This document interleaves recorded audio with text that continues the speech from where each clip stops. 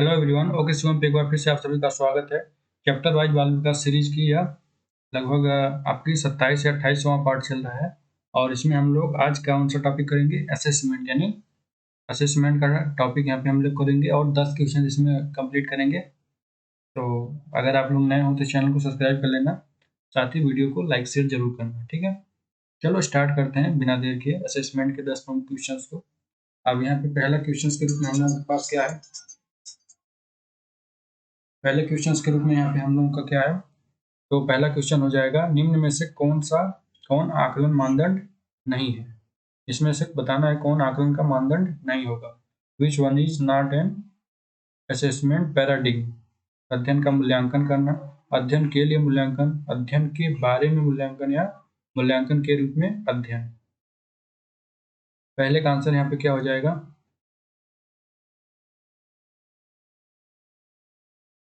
जो कि आकलन मानदंड नहीं है। तो इसका आंसर हो जाएगा कौन सा होगा, सी, अध्ययन के बारे में आकलन, यानी असेसमेंट अबाउट लर्निंग। ये ऐसा कोई आपका असेसमेंट का टाइप नहीं है अबाउट लर्निंग।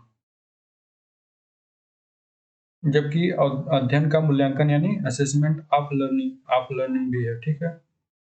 अध्ययन के लिए मूल्यांकन यानी फॉर लर्निंग ये भी है। और ऐसे मूल्यांकन के रूप में अध्ययन यानी एज लर्निंग, एज को के रूप में देख सकते हो। यहाँ पे एज है, यहाँ पे फार है, यहाँ पे ऑफ है। लेकिन जब आप अबाउट की बात करेंगे तो अबाउट ऐसा कोई टाइप नहीं होता है। 4 प्रकार के मूल्यांकन के रूप में जाना जाता है और इसमें के लिए के रूप में, का और की है, ठीक है। यहाँ पे आंसर सी नंबर हो जाएगा। ए बी और डी होगा, सी नहीं होगा। क्वेश्चन नंबर सेकेंड, बाल केंद्रित शिक्षण में मूल्यांकन है जो आपके चाइल्ड सेंटर्ड एजुकेशन में जो इवेल्युएशन होता है, असेसमेंट होता है, वो कौन सा होगा। यानी assessment in child centred learning, तो योगात्मक आकलन की तुलना में अधिक प्रारंभिक, या फिर अधिक प्रारंभिक आकलन की तुलना में अधिक योगात्मक, या फिर प्रारंभिक और योगात्मक आकलन का समान दोनों, या फिर कोई आकलन नहीं। सेकंड का आंसर बताना है, बाल केंद्रित शिक्षण में मूल्यांकन कैसा होगा। ए बी सी डी, कौन सा आंसर हो जाएगा सेकंड का।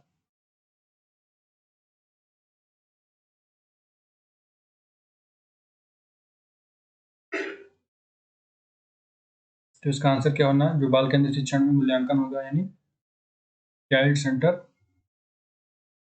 लर्निंग में असेसमेंट के रूप में कौन सा हो जाएगा। तो इसका आंसर ए नंबर होगा, योगात्मक आकलन की तुलना में अधिक प्रारंभिक, ठीक है, यानी मोर फॉर्मेटिव देन समेटिव असेसमेंट। पहला नंबर हो जाएगा। बाल केंद्रित शिक्षा में छात्र अपने अधिगम को प्रदर्शित करने और अधिगम के आकलन में निर्णयों को शामिल करते हैं, ठीक है। इसलिए मूल्यांकन ऐसा होना चाहिए कि वे अधिगम और प्रेरणा का समर्थन करे। साथ ही बाल केंद्रित शिक्षण में मूल्यांकन योगात्मक आकलन की तुलना में अधिक रचनात्मक होना चाहिए, ठीक है। तो ये सबसे उपयुक्त आंसर हो जाएगा, जो बाल केंद्रित शिक्षण में मूल्यांकन के रूप में, असेसमेंट के रूप में देखा जाएगा पहले नंबर पर। क्वेश्चन नंबर थर्ड, कौन सा मूल्यांकन अधिगम शुरू करने से पहले सभी छात्रों को मदद करता है। इसमें से ऐसा बताना है कौन सा ऐसा मूल्यांकन अधिगम है जो शुरू करने से पहले सभी छात्रों को मदद करता है। Which assessment helps all students before starting learning? तो लर्निंग यानी अधिगम करने से पहले उनको मदद करेगा, तो ऐसा कौन सा मूल्यांकन होगा। परियोजना आधारित मूल्यांकन, रचनात्मक मूल्यांकन, स्कूल आधारित मूल्यांकन, नैदानिक मूल्यांकन। परियोजना आधारित मूल्यांकन यानी प्रोजेक्ट बेस्ड असेसमेंट। रचनात्मक तो जानते हुए फॉर्मेटिव असेसमेंट के रूप में जाना जाता है। स्कूल आधारित मूल्यांकन यानी स्कूल बेस्ड असेसमेंट, या फिर डायग्नोस्टिक यानी नैदानिक रूप में मूल्यांकन। ऐसा कौन सा मूल्यांकन होगा जो कि अधिगम शुरू करने से पहले सभी छात्रों को मदद करता है, हेल्प पहुंचाता है, उनकी सहायता करता है। थर्ड का आंसर यहाँ पे क्या होगा,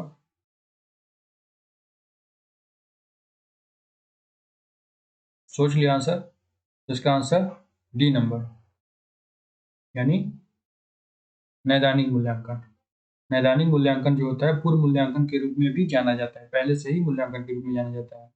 सीखने की गतिविधि जब हम शुरू करने से पहले छात्र के पूर्व ज्ञान और गलत धारणाओं के बारे में जानकारी के साथ यह प्रशिक्षण प्रदान करता है। जो आपका नैदानिक मूल्यांकन होता है, तो यह छात्र को गतिविधि शुरू करने से पहले या पाठ पढ़ने से पहले ही पूर्व ज्ञान और गलत धारणाओं के बारे में जानकारी के साथ प्रशिक्षण प्रदान करता है। वे यह समझने के लिए एक आधार रेखा भी प्रदान करते हैं कि सीखने की गतिविधि पूरी होने के बाद कितना शिक्षण हुआ। इस तरह से नैदानिक मूल्यांकन आपको सीखने के बाद भी, सीखने के पहले भी, सीखने के दौरान भी।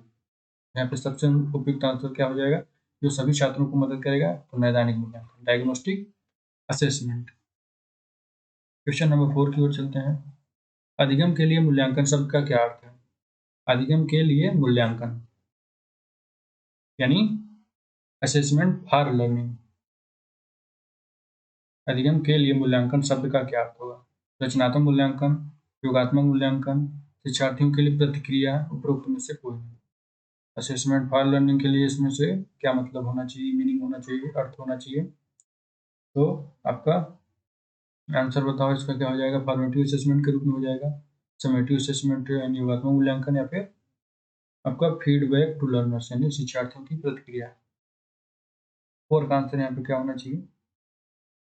तो जो असेसमेंट फॉर लर्निंग होता है वो फॉर्मेटिव असेसमेंट में होता है, यानी रचनात्मक मूल्यांकन के अंतर्गत आएगा। और लर्निंग पढ़ाने के जस्ट बाद, यानी जैसे ही आप पढ़ा रहे हैं और कोई लेसन कंप्लीट हुआ, उसके बाद हम उसका असेसमेंट करेंगे और फिर उसमें जो कमियां होंगी, जो उसमें नहीं सीख पा रहा है, उसको फिर से बताने का प्रयास करेंगे। ठीक है, असेसमेंट फॉर लर्निंग के रूप में जाना जाएगा। 4 का आंसर ए। क्वेश्चन नंबर 5, मूल्यांकन करने से के सबसे उचित तरीके की पहचान करना। मूल्यांकन करने के सबसे उचित तरीका कौन सा होगा? मूल्यांकन सजा के साथ दिया जाना चाहिए, फिर मूल्यांकन बाहरी एजेंसी द्वारा किया जाना चाहिए, न कि शिक्षक द्वारा किया जाना चाहिए, या फिर परीक्षा में अच्छे स्कोर प्राप्त करने के लिए मूल्यांकन किया जाना चाहिए, या फिर मूल्यांकन शिक्षण सीखने में एक अंतर्निहित प्रक्रिया होती है। बताइए इसमें सबसे उचित तरीके की पहचान करना है मूल्यांकन के बारे में। Identify most appropriate way of conducting assessment. तो देखो इसका आंसर क्या होना चाहिए 5 का? मूल्यांकन सजा के साथ दिया जाना चाहिए, बिल्कुल नहीं, गलत होगा। मूल्यांकन बाहरी एजेंसी, देखो बाहरी एजेंसी का जांच करेंगे तो फिर टीचर समझ नहीं पाएगा बच्चों में क्या कमजोरियां हैं, क्या उनकी पॉजिटिविटी है, कहाँ पर सुधार करना होगा, तो ये भी गलत होगा। परीक्षा में अच्छे स्कोर प्राप्त करने के लिए मूल्यांकन किया जाना चाहिए, तो एक तरह से ये जो सीखने का उद्देश्य है उसी को प्रभावित कर देगा। तो यहाँ पे सबसे उपयुक्त आंसर कौन सा होना चाहिए? डी, मूल्यांकन शिक्षण सीखने में एक अंतर्निहित यानी इंटरनल प्रोसेस होता है। ठीक है, कि अगर सीख रहा है कोई बच्चा, यानी उसका मूल्यांकन के माध्यम से ही जांचा जा सकता है, जो है एक आंतरिक प्रोसेस कह सकते हो, अंतर्निहित, उसी में समाहित है, डिपेंडेंट है। 5 का आंसर डी। क्वेश्चन नंबर 6, केवल कागज पेंसिल जांचों द्वारा आकलन किस रूप में जाना जाएगा?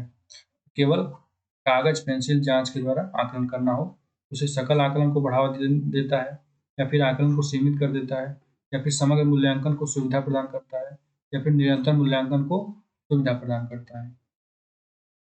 6 का आंसर यहाँ पे क्या होगा? जो केवल कागज पेंसिल द्वारा आकलन किया जाता है, assessment by only paper pencil test. 6 का आंसर क्या हो जाएगा? सकल आकलन को बढ़ावा देगा, यानी प्रमोट होलिस्टिक असेसमेंट को, या फिर आकलन को सीमित कर देगा लिमिट्स असेसमेंट के रूप में, या फिर C number facilitate comprehensive evaluation यानी समग्र मूल्यांकन को सुविधा प्रदान करेगा, या फिर डी नंबर निरंतर मूल्यांकन को सुविधा प्रदान करता है, यानी फैसिलिटेट कंटिन्यूअस इवैल्यूएशन।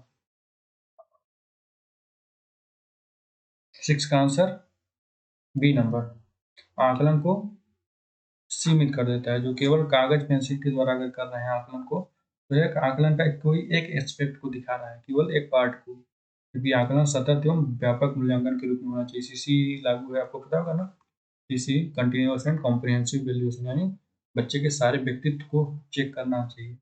अगर कागज पेंसिल का ही देख रहे हैं तो केवल एक पक्ष को दिखाएगा, या फिर सीमित कर देता है, इसका जो लिमिट है। ठीक है, तो इसका आंसर बी। 7 की ओर चलते हैं। शिक्षार्थियों के संकलनात्मक आकलन का उद्देश्य क्या है? यहाँ पे बताना है शिक्षार्थियों के संकलनात्मक मूल्यांकन या आकलन का उद्देश्य क्या है। What is the purpose of summative assessment of student? Summative assessment का क्या पर्पज है, उद्देश्य है? विद्यालय सत्र के समाप्त होने पर आकलन, यानी assessing at the end of the school year, यानी जब स्कूल समाप्त हो जाए तब एक बार आकलन करना चाहिए, या फिर कक्षा के दौरान आकलन करना चाहिए, जो आपका समेटिव असेसमेंट है उसके बारे में बताना है, कक्षा के दौरान ही आकलन कर लीजिए, या फिर परियोजना का आकलन करिए, यानी असेसिंग ए प्रोजेक्ट, या फिर पाठ के अंत में आकलन करना होता है, assessing at the end of A lesson. 7 का आंसर बताओ क्या होगा।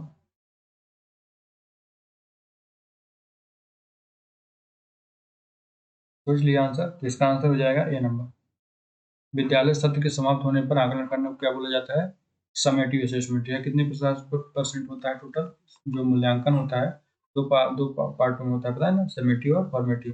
फॉर्मेटिव मतलब एक जो आपका प्री होता है या फिर अर्धवार्षिक के रूप में होता है, या चैप्टर खत्म होने के बाद वह 40% के रूप में माना जाता है, और 60% आपका समेटिव असेसमेंट होता है। यहाँ पे यही पूछ रहा है कि आपका जो समेटिव असेसमेंट का उद्देश्य क्या होगा, ये 60% यानी फाइनल इसका रिजल्ट दिया जाता है, ठीक है। उसमें कोई सुधार करने की चांस नहीं होते। अगर आप लोग 10वीं का पेपर फाइनल दे दिए हैं तो उसमें अब कोई सुधार नहीं हो सकता है, यानी जो आपका % बन जाएगा वही हो जाएगा। उसी को क्या बोलेंगे, समेटिव असेसमेंट, टोटल साल भर का, ठीक है। विद्यालय सत्र के समाप्त होने पर जो आकलन किया जाता है उसे समेटिव असेसमेंट बोलेंगे। 7 का आंसर ए। क्वेश्चन नंबर 8, नैदानिक मूल्यांकन निम्नलिखित में से किससे संबंधित होता है। जो आपका नैदानिक मूल्यांकन होता है, यानी डायग्नोस्टिक असेसमेंट, डायग्नोस्टिक असेसमेंट या नैदानिक मूल्यांकन किससे संबंधित होगा, अधिगम का मूल्यांकन यानी असेसमेंट ऑफ लर्निंग, अधिगम के लिए मूल्यांकन असेसमेंट फॉर लर्निंग, अधिगम के रूप में मूल्यांकन यानी असेसमेंट एज लर्निंग, या फिर इनमें से कोई नहीं। बताइए, जो डायग्नोस्टिक असेसमेंट या होता है तो किससे संबंधित होगा इन तीनों में से।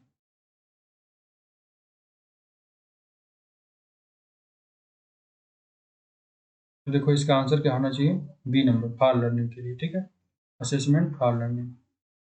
नैदानिक मूल्यांकन सीखने के लिए मूल्यांकन से संबंधित होता है, जिसमें हम पाठ्यक्रम के परिणामों के संबंध में छात्र की प्रगति और सीखने की जरूरतों का दोनों का अवलोकन करते हैं, ठीक है। 8 का आंसर बी हो जाएगा। क्वेश्चन नंबर 9, निम्न में से कौन सा अधिगम के रूप में मूल्यांकन से संबंधित है। अब यहाँ पे बताना है 9th में, तो अधिगम के रूप में मूल्यांकन, अधिगम के रूप में मूल्यांकन क्या बोलेंगे, असेसमेंट एज लर्निंग, ठीक है। असेसमेंट एज लर्निंग से संबंधित होगा तो लंबे प्रकार के प्रश्नों का संचालन करना, स्व मूल्यांकन के कौशलों का मॉडल बनाना, तो फिर पीयर असेसमेंट यानी साथी मूल्यांकन, या फिर बी और सी दोनों, मॉडलिंग एंड पीयर असेसमेंट दोनों, यानी स्वतः मूल्यांकन और साथी मूल्यांकन। यहाँ पे 9th का आंसर क्या होना चाहिए,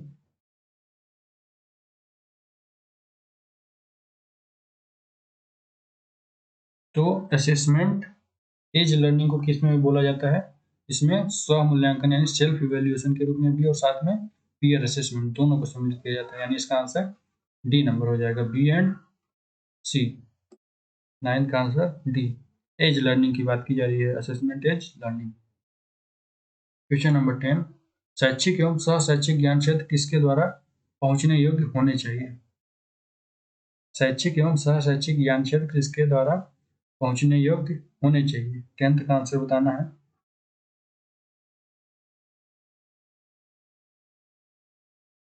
तो रचनात्मक आकलन, सारांशित मूल्यांकन, ए और दो दोनों, ए और बी दोनों, या फिर इनमें से कोई नहीं। शैक्षिक एवं सह शैक्षिक ज्ञान क्षेत्र किसके द्वारा पहुंचने योग्य होने चाहिए, 10th का आंसर बताना है। तो इसका आंसर हो जाएगा सी नंबर, 1 एंड 2 दोनों। शैक्षिक एवं सह शैक्षिक ज्ञान क्षेत्र किसके द्वारा पहुंचने योग्य होता है, तो आपका जो रचनात्मक आकलन और सारांशित मूल्यांकन दोनों के रूप में होता है, formative assessment and summative assessment. इस तरह से आपका ये असेसमेंट के 10 प्रमुख क्वेश्चन को कंप्लीट किए यहाँ पे। अगर आप लोग इस चैनल पर नए और सब्सक्राइब कर लेना, साथ ही ये भी बताना कि कितने मार्क्स मिल रहे हैं, ठीक है। आसान क्वेश्चन थे और काफ़ी सरल थे, तो बता सकते हो कितने मार्क्स मिले हैं, और ईमानदारी से बताना, ही नहीं कुछ भी लिख देना, 10 में 10, 10 में 9 मिले हैं तो 9 को ही बताना, और एक को फिर से रिवाइज करना अगर गलत हो रहे हैं तो। इसको यहीं समाप्त करते हैं।